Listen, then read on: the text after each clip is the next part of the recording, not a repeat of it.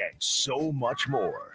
The Drive Guys on Sactown Sports. If you made a list of the best people to talk Kings with all time, anywhere, this guy'd be at the top of just about everybody's list. Very true. Very true. Don't you think, Jay? Yeah. Drive Guys very here, true. Jay and Whitey. And as much as I love you, he'd top you too. That doesn't even bother me. Okay. Yeah. I would not respect you if it were otherwise. Of course, all-time Kings icon, former assistant coach, head coach, announcer. Jerry Reynolds. How are you, Jerry? I'm pretty good. I was kind of hoping you would say all-time 80-year-old sex symbol, but you didn't come up with that. I got to leave something for next time. Okay. Okay. I live with that. Yeah. My understanding is you may come on with us on a regular basis now, right? We're thrilled. I certainly want to. Yes, I obviously can't think of any people I'd rather talk to. Obviously, you and Jay and St. Simone when she's there, and then Kyle, and of course Imran. I guess he's not a regular there, but certainly sounds like he could be. He thinks of himself as one, Jerry. I could see that. Well, Jerry, what did you used to tell some of your players who came constantly late? What would you tell them? Well, I'd tell them it's probably going to cost you a little money to start off with. And money then was a little more important than it is now. I'm still here, by the way. I'm just sitting quietly, Jerry, for respect for my elders and my icons. I'll just go back in the corner and get the insults. Still hanging out. Bye-bye. Yeah. Jerry, what were some of your first impressions of the Kings last night? Tough loss. What'd you make of all that? Well, first the positives. I mean, I thought it was really an excellent first game. You're going against a top team that had lost their first game, so you knew you'd get them riled up a little bit. I was hoping they'd beat the Lakers, so they'd maybe be an easier time with them. But the game there, when you got a shot to tie or win at the end against, certainly they're going to be a top 3 team in the West. You can't be too upset, although they did. I thought had a great chance to win. That little run at the end of the third probably was the decider. I did think, and certainly with Randall and Edwards, they're the two guys that just are hard to guard, and really the Kings weren't able to slow either one of them down. I mean, and so. I thought with the Lakers, Randall didn't have much of a game, although he was pretty good. But I think when you could just stop one of those two guys, the rest of the guys aren't really creators. And so was that. And then the thing that struck me on the negative, and I'm sure a lot of your callers have already mentioned different things, but, with Sabonis 1 assist. Yeah. And Fox 14 shots. Really the offense, in other words, and I think with the DeMar, he is who he is. And he had a terrific game. He did the things he does. And I think that's all a positive, but I do sense that they're going to have to figure out a way to maybe go through Sabonis more and get a little more ball movement. And when DeMar gets it, he's a creator. He's going to ISO some. Well, you got to get more movement off him, instead of guys kind of a lot of standing around when he had the ball. Mm-hmm. Legend, that is very true. Right off the jump. That's why you are who you are. Joined by the legendary Jerry Reynolds. And then, of course, on the negative, the bench just isn't itself yet. Right. Malik was terrific, but with Herter, whether he started or not, but he and Lyles really not ready to go full tilt, and Keon, I think, is just kind of not sure what his role is at this moment, and those things have to get sorted out. But sure seems to me like it's a really good team that should get better and win a lot of games. Legend, how do you, because you've been in the position of general manager, of course, head coach, and many different other avenues, how would you operate from transitioning from the preseason over to the first game in regular season?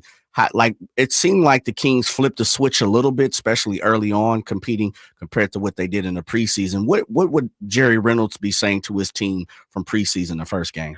Well, I think one thing that I'm not too surprised, because this is a veteran team. and having seen it, with other veteran teams over the years, that it's hard to get those guys to buy into preseason. They know what's ahead, the 82 game schedule, and they know that, winning preseason games means 0, which it does right now officially. They didn't win any, but it's been all forgotten. So I think I guess to your question, I think they flipped their own switch. They've been there, done that, and they know what's ahead of them, what's expected of them. And I think from an effort standpoint, I think you saw that. And I wasn't surprised. I mean, I think, I used to watch Webb and Vlade and those guys sleepwalk through preseason and turn it on. Yeah. Jerry Reynolds with us. Jerry, I know that the lines between traditional positions have blurred, and I know we have a long ways to go, and you can't draw too many conclusions from one game, but do you think the Kings can get away with having DeMar DeRozan guarding opposing fours much this year? It's going to be tough. I mean, I think that's, you hit on one of the real issues right away. I mean, this is a small team, and for them to consistently get by with it, they just are going to have to score at even a more efficient rate. And probably, again, not that I'm a fan of seeing teams take 50 3-pointers, but I think the Kings are probably going to find a way to get more good 3-pointers in the air. Mm-hmm. So, I mean, because for them to win, they need to score 120 a night, and I think a lot of nights they can, but because of their size, they're going to be have a tough time stopping people. Mm-hmm. I mean, I don't know how else to put it, and they're not going to be able to protect the rim very well. And one thing they should be able to do is to be able to put pressure on the wings and pressure on the guards. We saw that in the first quarter, but we didn't see as much of it late. Mm-hmm. And I think as the bench gets healthier and stronger, Coach Brown could maybe feel a little more confidence in that, because I just think you have to get the game stretched out. We saw in the first quarter, at least, where Gobert and their bigs were having a tough time catching the ball within 20 feet of the basket. Mm-hmm. And the Kings, that's where they're at their best. So, it's easy to say, hard to do, but I really do think that the advantage the Kings have is quickness and speed, and they got to find more ways to take advantage of it. Legend Coach Mike Brown last night in the post game, not sure if you had an opportunity to hear him. He talked about the distribution of minutes and not being comfortable with the rotation just yet. And I know injuries have played a part in it, of course, and you kind of talked about that. How did you see the minute dispense last night, and what's your take on that? Well, I think it's really a tough situation for Coach Brown. I think it's going to probably take him 10 games to honestly get a complete feel of that, what he wants to do, because as it is, if you're trying to work Herter in and Lyles in, well, that takes an effect on Keon Ellis maybe. And, we really didn't get a chance to use McLaughlin, who really played well in preseason. And, McDermott got a few minutes here. So I just think I don't know, how he could possibly know exactly what he wants to do yet. And, of course, his team has to totally get a little more healthy to where he could decide if he wants Herter to be a 30-minute player, or Lyles to be a 20-minute player, or Keon Ellis to have a bigger role. I mean, the only negative I'd take is I just think, and I've said this before, and I'll say it till my dying days, which I hope ain't for a day or two at least, but Malik Monk's got a couple years. Yeah, Malik Monk needs to play more.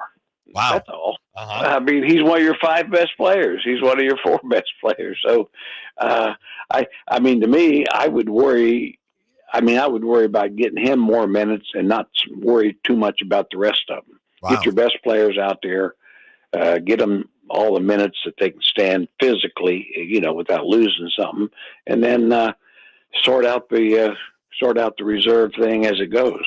So are you, Jerry, I don't mean to put words in your mouth, but are you suggesting that perhaps Malik Monk should be starting? Well, if you wanted to put your best 5 out there, he would be. Mm-hmm. Now, I don't have a problem with him coming off because he's still one of your 5 best players, and that way you get better when he does come in. So I get Coach Brown there. I don't have a bit of problem with it. But I guess my issue kind of is, and I'm second guessing, and I'm sorry because he's a great coach, but this is a guy that ought to be playing 30 minutes as well. Mm-hmm. Interesting. Wow. Jerry Reynolds with us here. Yeah, well, I mean, why wouldn't he? Yeah. Yeah, I tend to agree with you, Legend, but we don't hold rank anymore at the in the organization. Good thing, Jay. It's probably a good thing we don't. But I think Coach Brown knows more than both of us put together. Yeah, that might be true. That might be true, and I might be deducting from your knowledge, so I'll be the one to admit that. Yeah. Legend, from one of the things that caught my eye last night was the aggressiveness of Keegan Murray. And I've heard you say it a few times. You kind of need Keegan to be a little more aggressive. What were your thoughts on him coming out and really kind of like not only taking the Timberwolves, not only pushing the action towards the Timberwolves, but really kind of dictating some of the action for the Kings? Yeah, I just think he's just going to he's a baller. I mean, one of those guys that I say fans sometimes will complain, well, he doesn't show any emotion. And I say, well, if you don't like how Keegan plays, you wouldn't like Tim Duncan much either. Because, I mean, how you don't have to pound your chest and all that to be aggressive and tough-minded. And he is. He brings it every night. And it's like you said last night, I mean, he's 11 rebounds.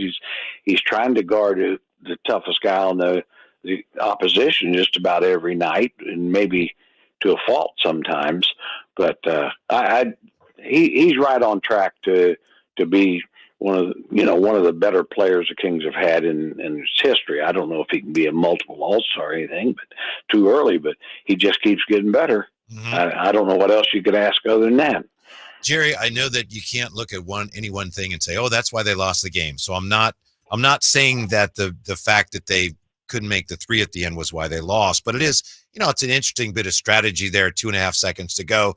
The play they drew up, Mike Brown said that. He said he thought DeMar's pass to Keegan, he said he lobbed it a little, had too much air under it, so that gave the defense a chance to close out. Just as somebody who's drawn up plays in that situation, they got a halfway decent look with the double clutch. Anyway, what is as a coach, what did you think of the play and the sequence there in the very last possession for the Kings? Well, I really liked the play. Mm-hmm. It's like Coach Brown said, if he could just got the ball a little quicker, and they defended it well. Yeah. And part of the reason was, like, say, a little too much air in the ball. The other defender could run at him, and that kind of caused the double clutch. But, I mean, with 2.4, you're not going to be too selective. But I like the idea of really getting a play call and, try to structure something, at least make sure you get a shot. And, and it wasn't ideal, but under 2.4, and like I say, it really could have worked. I mean, I was under the feeling that, when he caught the ball that he's going to get a better shot and make it win. I really did, but then I have been wrong before. I love that win, and we talked about it earlier, and I know there's only 2.5 left. You don't have a lot of options, but I love it when a team in that situation, Coach, when they run a play rather than, run 1-4 flat. I appreciated that. Oh, me too. I just hate that. I mean, there's so many teams have done that. And, I mean, it's like the Lakers of old. They used to do that with Kobe. Well, Kobe could do it. Yeah. I don't see Kobe out there anywhere. Jerry Reynolds is with us. Yeah. What'd you think of Domas knocking down threes last night? Yeah, it's great. And I think that's something, to me, they were all very comfortable threes. They were given it to him, so that's the ones he should take. I mean, I thought, there's so many good things, and I mean, his stroke looks good. I mean, of course, he was 37% last year, so I don't. That's kind of one of the reasons I wouldn't mind maybe, if Coach Brown might want to experiment a little bit with Lynn and Sabonis in there together, because clearly that 3-point shot in the corner is not a difficult shot for him. Joined by the legendary voice, Jerry Reynolds. Jerry, this is something we had a conversation yesterday, and I know you're probably up in the cabin in Tahoe now listening to the show, and I get it. I would rather be where you were than where I was yesterday. With that being said, we were talking about Keegan sticking AntMan versus, and I brought something to the table of maybe we should start to ask DeAaron Fox to be a two-way guy. And I think that's the next level on top of some other things. But if we're really asking DeAaron to be a superstar and pick up some of the guys like AntMan, or as we see KD doubled up and stuck James Harden in the fourth quarter, what do you think about having a guy like DeAaron play two ways and expect him to do it at a high level? Well, I totally agree. I think he's capable, and I think he'd probably like the challenge. And I think against Ant, I mean, especially even if you didn't want to do it for 30 minutes, but in spots, key spots in games after timeout calls or switching to where you want him on Ant. I think he could kept Ant in front of him. No disrespect to Keegan, because I think he's maybe a guy that he can guard a lot of forwards, but I think guards like that might be a little bit of a stretch. I know he did okay on Curry, but Curry doesn't have at this stage doesn't have the strength or even the explosiveness that Ant does now. But I agree with you, Jay.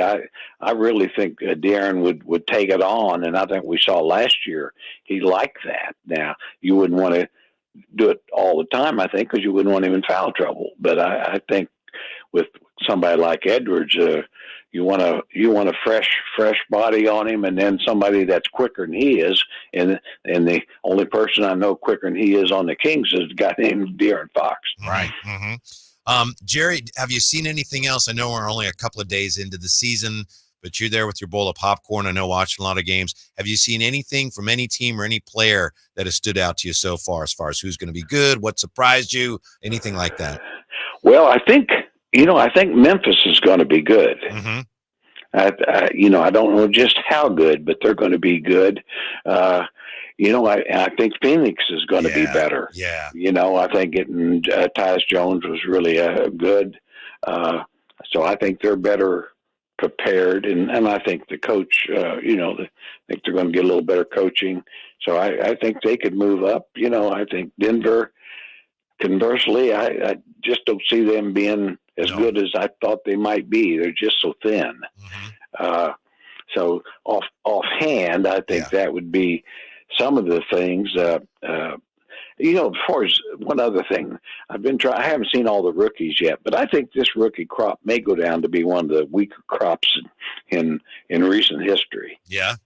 Yeah. I mean, it's not saying there won't be some all-stars, but I don't know if anybody could tell you who they'd be. Mm-hmm.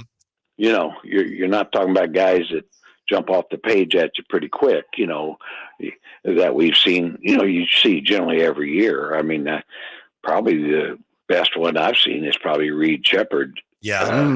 He looks very comfortable. And I don't know that he's, star level, but at least looks like he can play big minutes against good teams, Mm-hmm. Yeah. One team, Jared, that I think might be better this year. I don't think they're going to be great. And you tell me if, that's good, or, hey, you've been out in the sun too long. I kind of like the team that Atlanta's putting together. I don't think they're going to do much yet, but I think they're coming together. What do you think? He's been out in the sun too long. well, I don't know if you've been out in the sun too long, but honestly, I think they're on the right track. But I think the track has got a ways to go down the road. Yeah, it's a long track. Yeah. Yeah. It's not a quarter horse. Hey, they're going to pick up some cars along the way.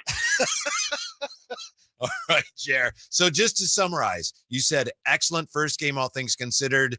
You said the bench, they got to sort that out, and maybe still a little too small. Those are the big issues going forward. Fair enough? Yeah, I think so. I mean, that's the only thing that worries me. I think they can solve just about all the rest of them. That you can't make people grow. So that might be, like I say, that would be the thing, to get bigger. It might be to try Sabonis some at 4. He played it in Indiana and played it pretty well with Turner. Yeah. So I think they could do that at times to get a little bigger and protect the basket better, because Lynn does pretty good in there. And use their quickness, use the speed and quickness.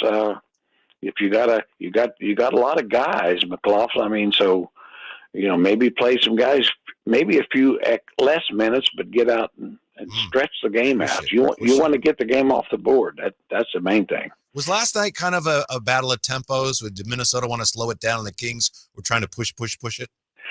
Well, I think the Kings definitely wanted to push it more than they did. I mean, not that they're a half-court team, but they're definitely a one-on-one kind of team.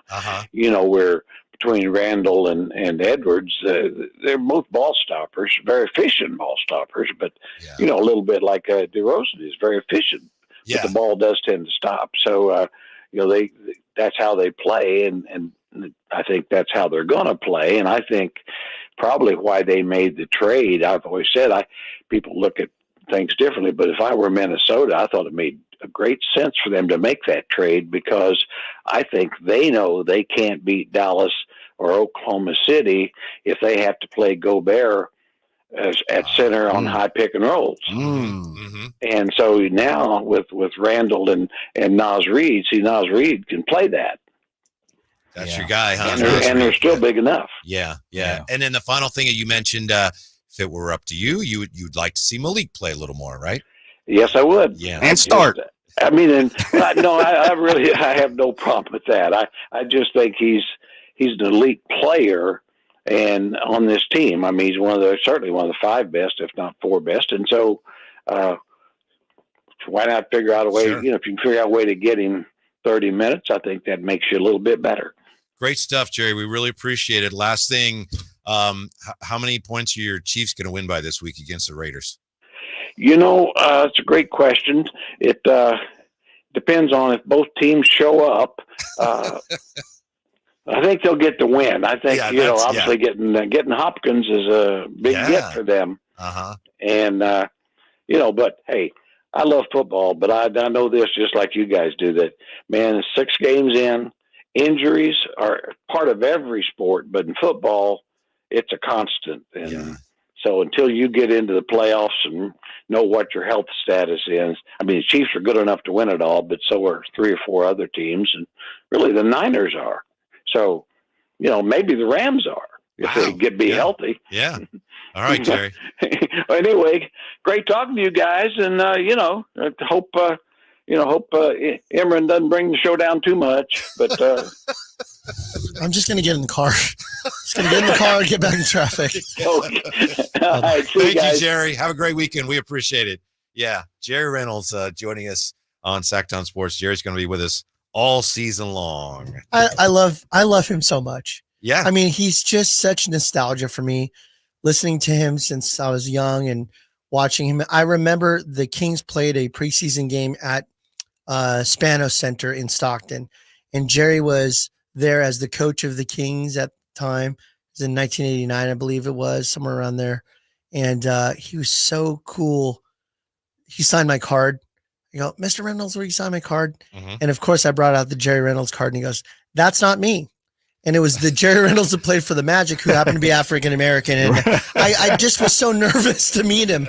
And I said, oh, you're right. It's the wrong Jerry Reynolds card. Let me get the other one. Do you know that he said he'd be on the road with the Kings and he'd get calls for Jerry Reynolds from, ladies, and he'd have to tell them, I'm sorry, I'm not the one that you're looking for. Come on now. Yeah. Well, he did describe himself as a sex symbol as he came on the radio, so you just never know. Right. So some interesting comments there from Jerry Reynolds. We'll look at those when we come back. Drive Guys, Sactown Sports.